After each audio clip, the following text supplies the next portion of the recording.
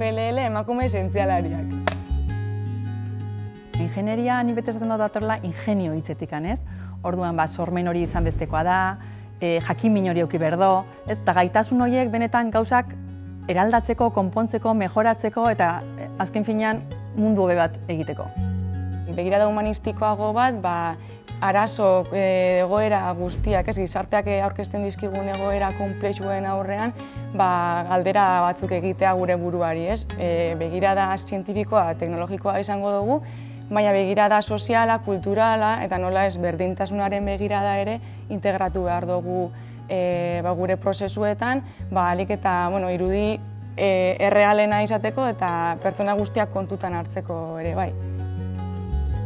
Oinarri zientifiko-teknikoak esateak gaur egun bizitzen ari garen revoluzio teknologikoan ezinbestekoa da. Finantzietan lan egin nahi baduzu, edo marketingaren arloan erabakiak hartu nahi badituzu, edo ekonomiaren evoluzioa analizatu nahi baduzu, ezinbestekoa da teknologiaren erabilera. Emakumeek zientzian eta teknologian parte hartzen ez badute, errealitatearen parte handi bat galtzen dugu. Gizartearen erdia emakumeok osatzen dugu, orduan, begirada hori aintzakotaz ez hartzea arlo teknikoan pena bada, eta pena izateaz behar bada hori benetan kontutan hartzea, ze gizarteko erronkei aurre egiteko beste begirada osagarri hori, ez dut esaten diferentea da, baina aldi berean osagarria izan behar du, eta horri presente egotea bentaja bat izango da etorkizunari aurre egiteko.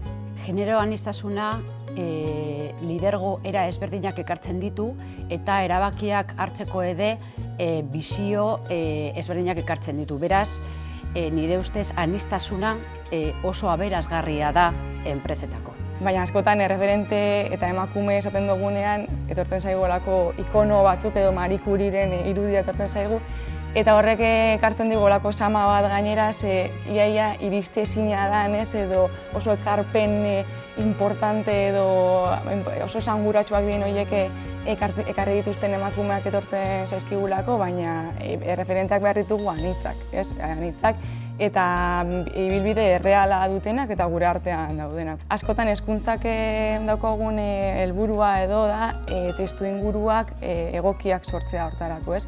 Jakin badakigu DBH-era salto egiten dutenean ja erabaki asko hartuta dituztela. Orduan, etapa goiztiarretan edo LH etapan testuinguru egokiak sortu behar ditugu arlo egokiko harremana sendotzeko eta indartzeko. Bai, egia da gizartean bai egon litekeela, ez? Pentsamolde bat zeinetan matematikak ez dira niretzako neskak, ez? Pentsatzen dugula.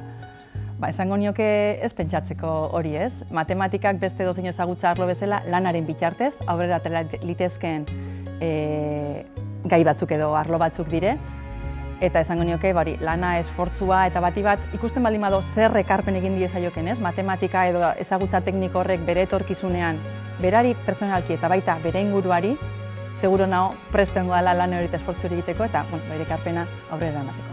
FLL-ek laguntzen du nolabait batez ere teknologikoak diren gaietan oso urruti geratzen diren gai batzutan neskak erakartzen eta testuinguru motibatzaile eta eroso bat sortzen beraientzat. Deslogolik nire ustez guztiotzat oso erakargarria da, baina batez ere emakumeak dauzkagun oztopo emozional horiek teknologia eta zientziarekiko baztertzen laguntzen digu. Neskak, pertsonak taldean jartzen ditu lanean da gauzak taldean aurrera eraman ditezkeela adierazten du. Erronka txikiak dira, baina erronka horietan lanean aitzen dira, talde lanean, elkarrekin, neska mutil eta guztiak.